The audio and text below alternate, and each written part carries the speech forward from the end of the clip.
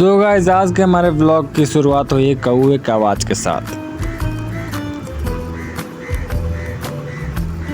तो वो मधुर आवाज़ सुनने के बाद अभी अगल बगल का मौसम देखो। अभी तुरंत मेरा नींद टूटा, फिर फ़ोन मेरे हाथ में था, सोचा थोड़ा सा व्लॉग बना लेते हैं। अभी थोड़ा सा रोशनी आया है, फिर अभी हम उठ के तैयार होंगे। फिर अभी दोपहर में निकल गए बाहर, तो आधी तक कमेंट्री सुनो। गर्मी के कारण हम लोग बहुत बना रहे हैं, मजा आ रहा है हम लोग को।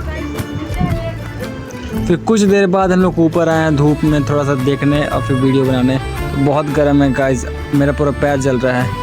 तो बाप रे बाप, बहुत 43 डिग्री टेम्परेचर हो रहा है। तो ऊपर का सन देखो भाई, बहुत ज़्यादा है। फिर अभी हम लोग बाहर जा रहे हैं, कुछ सामान लेना है। फिर अब देखो हम लोग कहाँ जा रहे हैं, और हम लोग आ गए यहाँ पे अपना सामान लेने। तो आज के ब्लॉग में इतना ही। तो ब्लॉग अच्छा लगा तो